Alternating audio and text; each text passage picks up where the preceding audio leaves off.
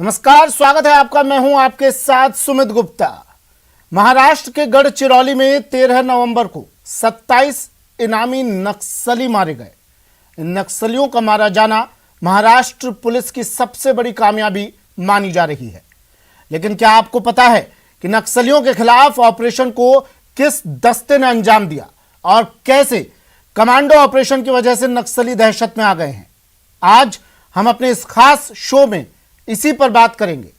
तो चलिए शुरू करते हैं आज की स्पेशल रिपोर्ट। वो कौन थे जो दबे पांव महाराष्ट्र के गढ़चिरौली के जंगल में गए और नक्सलियों को ढेर कर दिया? गढ़चिरौली में नक्सलियों पर प्रहार की इनसाइड स्टोरी की जानकारी के लिए देखिए हमारी ये स्पेशल रिपोर्ट।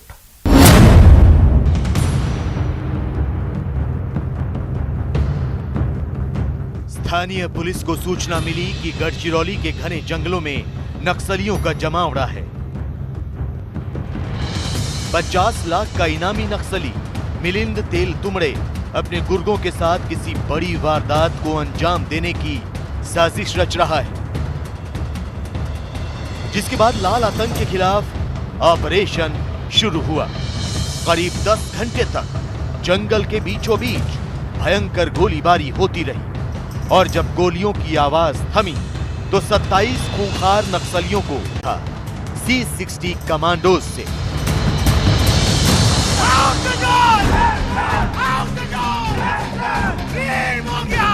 आज हम आपको दिखाएंगे कैसे नक्सलियों के गढ़ में घुसकर C60 कमांडो ने 13 नवंबर को अपने ऑपरेशन को अंजाम दिया।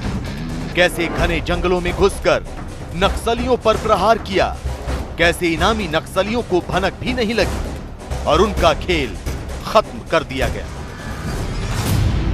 महाराष्ट्र पुलिस की गढ़चिरौली पुलिस में C60 कमांडो एक स्पेशलाइज्ड कमांडो टीम मानी जाती है जो सिर्फ एंटी नक्सल ऑपरेशन को अंजाम देती है। न्यूज 18 इंडिया पहली बार आपको दिखाएगा कि किस तरीके से जो ये जाबाज कमांडो हैं वो घने जंगलों में जाकर ऑपरेशन करते हैं। ये पूरी C60 टीम की कमांडो की टीम है जो sophisticated weapon AK-47 Glock pistol के साथ साथ UBGL यानी कि अंडर बैरल ग्रेनेड लॉन्चर के साथ न्यूज 18 इंडिया की टीम के साथ घने जंगलों में जाएंगे और किस तरीके से पूरे कॉम्बिंग ऑपरेशन और बड़े बड़े ऑपरेशन को अंजाम देते हैं। सबसे पहले आपको दिखाने वाले हैं न्यूज 18 इंडिया की टीम की कमांडो टीम के साथ जाएगी और पूरे ऑपरेशन को दिखाएगी कि आखिरकार किस तरीके से C60 कमांडो नक्सलों जो नक्सलाइट एरिया है उसके अंदर जाते हैं और बड़े बड़े ऑपरेशन को अंजाम देते हैं। गढ़चिरौली के पुलिस कैंप में नक्सलियों की जानकारी मिलते ही C60 कमांडो तैयार हो जाते हैं। कुछ ही मिनटों में C60 कमांडो की टीम अपने अत्याधुनिक हथियारों से लैस हो जाती है। कमांडर का आदेश मिलते ही महाराष्ट्र पुलिस का ये घातक दस्ता एंटी माइन और बुलेट प्रूफ गाड़ियों में बैठकर अपने मिशन को अंजाम देने के लिए रवाना हो जाता है। गढ़चिरौली के C60 हेडक्वार्टर से निकलने के बाद जब कमांडो को एक स्पेसिफिक लोकेशन बताए जाते हैं वहां पर ये कमांडो जा रहे हैं। न्यूज 18 इंडिया की टीम भी उन कमांडोज के साथ है। साफ तौर पर देख सकते हैं कि जो पूरी टीम है वो एक एंटी माइन और बुलेट प्रूफ वैन में बैठी हुई है ताकि ये हमेशा खतरा बना रहता है कि जब भी टीम हेडक्वार्टर से निकलती है तो हो सकता है कि नक्सलियों के ऊपर हमला कर सकते हैं। यहाँ पे जो सड़कों पर माइंस बिछे रहते हैं उसके लिए बाकायदा एक SOP होती है। सबसे पहले पुलिस की गाड़ी जाती है, सब कुछ चेक करती है कि ठीक है कि नहीं। उसके बाद जिस जगह पर न्यूज 18 इंडिया टीम की मौजूद है एंटी माइन पूरी वैन, अगर मैं अपने कैमरे रमेश को बोलूँगा दिखा सकते हैं कि जो पूरी वैन है वो एंटी माइन और बुलेट प्रूफ वैन है ताकि अगर बाहर से कोई हमला कर सकता है तो उसके लिए जो कमांडोज अंदर एक स्पेसिफिक लोकेशन पे जा रहे हैं वो सुरक्षित रहें। गढ़चिरौली में नक्सलियों के खिलाफ अभियान पिछले कुछ सालों से लगातार चलाए जा रहे हैं। हालांकि इसमें सफलता बहुत अधिक नहीं मिली है। नक्सली सड़कों पर IED लगाकर C60 कमांडो का रास्ता रोकने की कोशिश करते हैं। घने जंगलों का फायदा उठाकर सुरक्षा कर्मियों की नजरों से ओझिल हो जाते हैं। स्थानीय पुलिस भी मानती है कि जहां तक सड़कें बनी हैं और मोबाइल नेटवर्क है वहीं तक जाना मुमकिन है। लेकिन C60 कमांडो आतंक का अंत करने की कसम खा चुके हैं। अलग अलग जगह पर ये कमांडोज यहाँ पर मौजूद हैं जंगल के बीचों बीच। मैंने आपको बताया था कि ऑपरेशन शुरू होने से पहले ये पूरी तरह कम्युनिकेट करते हैं कि किस तरह से आगे बढ़ना है, किस तरीके से नक्सलियों को जवाब देना है। उस तरीके की ये लोग आपस में इशारों में बात करते हैं।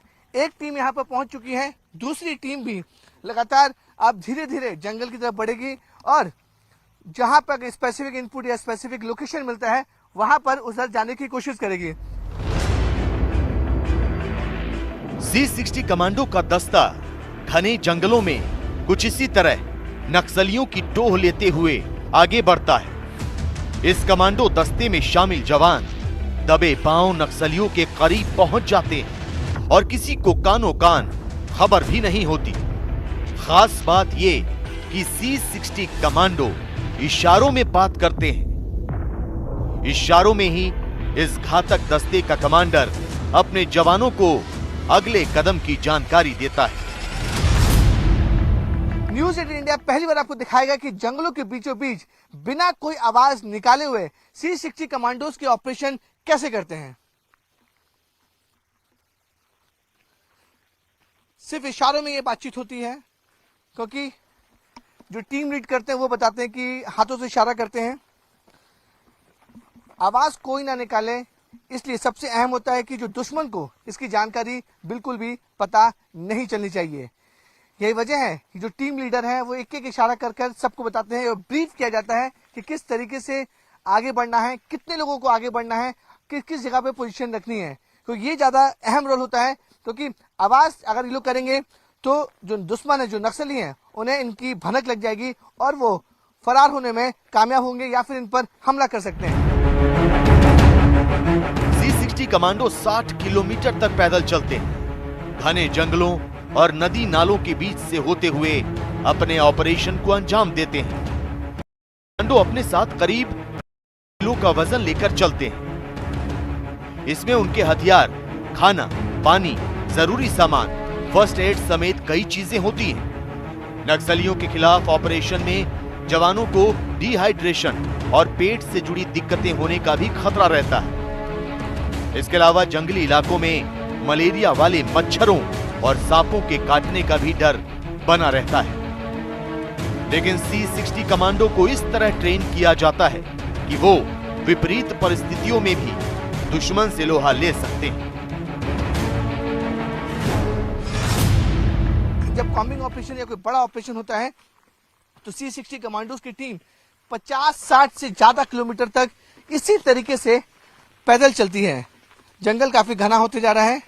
टीम के साथ है news 18 India team, C60 commandos की टीम के साथ साथ चल रही है घने जंगलों के बीचों बीच। और इस बात का हमेशा डर रहता है, जो खतरनाक जहरीले सांप, बिच्छू होते हैं, उनसे भी इन्हें बचना रहता है। तो एक एक चीज की उन्हें जानकारी होनी चाहिए। और जिस तरीके से जो टीम है वहां पर जो लोकल एरिया है, जो जंगलों का एरिया है, उसकी भी जानकारी C60 टीम को रहती है। यही है कि देखिए किस तरीके से घने जंगलों के बीचों बीच अब ये जो टीम है वो लगातार पहुंचते जा रही है। और जो इन्हें इस बात की ट्रेनिंग दी जाती है कि ये जो टीम तकरीबन 60 से 70 किलोमीटर एक साथ पैदल चल सकती है। इनके वेपन साथ में रहते हैं, इनका बैग साथ में रहता है। और इसी तरीके की जो टीम है वो घने जंगलों में कॉम्बिंग ऑपरेशन करते रहती हैं।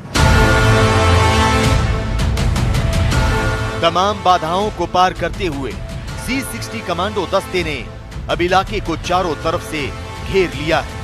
नक्सलियों के छिपे होने की जगह का पता लगा लिया है। कमांडो धीरे धीरे आगे बढ़ रहे हैं।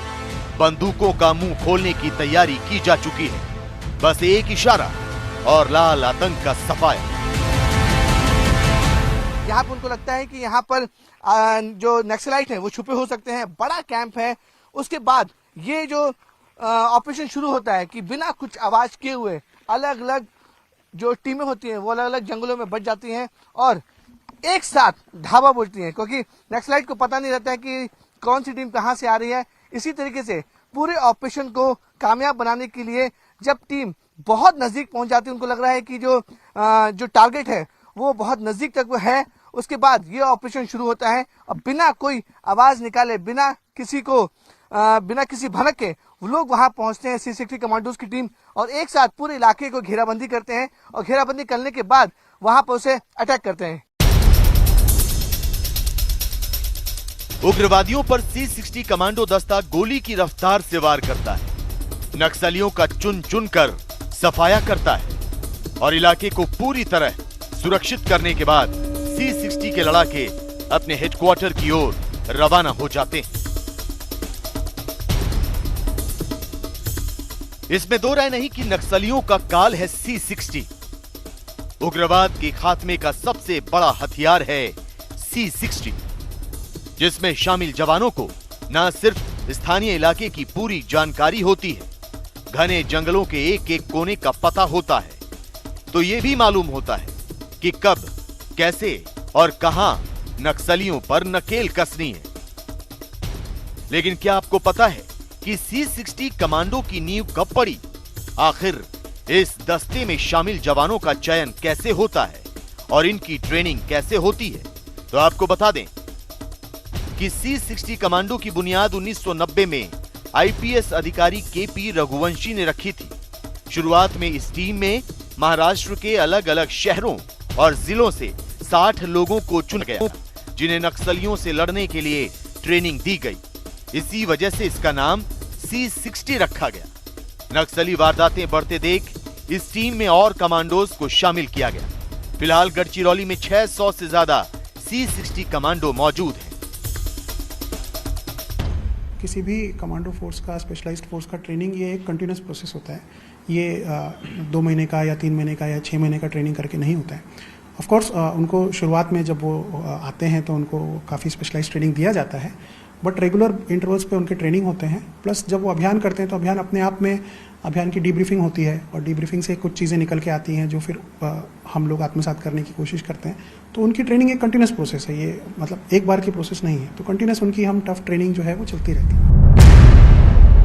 महाराष्ट्र के गढ़चिरौली में पिछले करीब 1 दशक में उग्रवाद के खिलाफ सरकार की आक्रामक नीति का ही नतीजा है कि दहशत कुछ हद तक कम हुई है। गढ़चिरौली में नक्सलियों की संख्या में कमी आने का दावा किया जा रहा है, तो C60 के लड़ाकों को हाल के वर्षों में मिली कामयाबी इसकी बात की तस्दीक करती है कि महाराष्ट्र समेत देश के दूसरे नक्सल प्रभावित इलाकों से उग्रवाद के पांव उखड़ने तय हैं। माओवाद की राह पर चलने वाले चरमपंथी अतिवादी महाराष्ट्र के साथ देश के अलग अलग हिस्सों में सक्रिय हैं, लेकिन केंद्र और राज्य सरकारें इन अतिवादियों पर अब नकेल कस रही हैं, जिसका नतीजा यह है कि कई खूंखार नक्सलियों ने आत्मसमर्पण कर दिया है। ऐसे ही एक पूर्व नक्सली से न्यूज 18 ने बात की तो पता चला कि किस तरह से लोगों को गुमराह कर उनके हाथों में बंदूक थमाई जा रही है।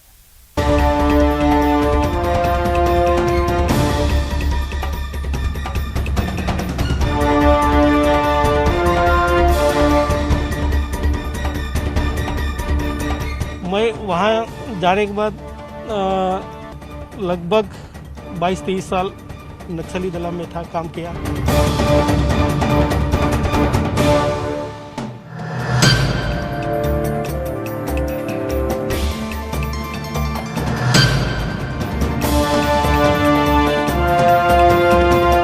पश्चिम बंगाल के नक्सलबाड़ी से नक्सलवाद देश के 11 राज्यों के 90 जिलों तक फैल चुका है। एक रिपोर्ट के मुताबिक पिछले 10 सालों में 1150 से ज्यादा सुरक्षा कर्मियों की शहादत नक्सली हमलों में हुई, 1300 से अधिक घायल हुए। पिछले 10 सालों की बात करें तो महाराष्ट्र के गढ़चिरौली में उग्रवादियों का खूनी खेल खूब देखने को मिला। 8 अक्टूबर 2009 को गढ़चिरौली के लाहिड़ी पुलिस थाने पर नक्सली हमला हुआ और इसमें 17 जवान शहीद हुए। इसके बाद से नक्सली वारदातें लगातार सामने आती रही हैं। मई 2019 में भी गढ़चिरौली में घात लगाए नक्सलियों ने C60 के दस्ते पर हमला कर 15 जवानों को शहीद किया था।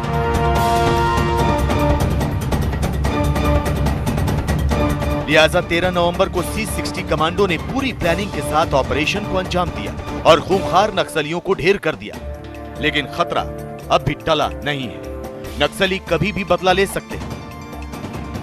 देखिए, रिटेलिएशन का चांस हमेशा रहता है और इसका मतलब यह नहीं कि हम अपनी अलर्टनेस बढ़ा देंगे या कम कर देंगे। हमारा एक लेवल ऑफ अलर्टनेस हमेशा रहता है और हम अपना, जब हमको कोई ऐसा इंटेलिजेंस आता है या कुछ घटना होने वाली है तब हम अपना ये बढ़ाते हैं। बाकी हमारे स्टैंडर्ड ऑपरेटिंग प्रोसीजर्स हैं जो हम हमेशा फॉलो करते हैं, जो प्रिकॉशंस हमको लेना होता है, जो हम हमेशा लेते हैं, वो हम आगे भी लेते रहेंगे।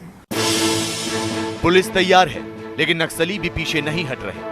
नक्सली संगठन स्थानीय लोगों के समर्थन से ही मजबूत हुए हैं। गांव वालों का साथ और जंगली इलाका होने के कारण वारदात के बाद नक्सली भाग निकलने में कामयाब हो जाते हैं। महाराष्ट्र के गढ़चिरौली की ही बात करें तो ऐसा माना जाता है कि नक्सली अपने दस्ते के साथ गढ़चिरौली से दंतेवाड़ा और सुकमा तक पहुंच जाते हैं। उनको जंगल के हर कोने की जानकारी होती है। नक्सलियों को गुरिल्ला युद्ध का प्रशिक्षण भी जंगली इलाकों में ही मिलता है, लिहाजा सुरक्षा बल ने भी अब खुद को उसी प्रकार की परिस्थिति में तैयार करना शुरू कर दिया है। यही नहीं, नक्सलियों को मुख्य धारा में लाने के लिए सरकारें कई तरह की योजनाएं भी चला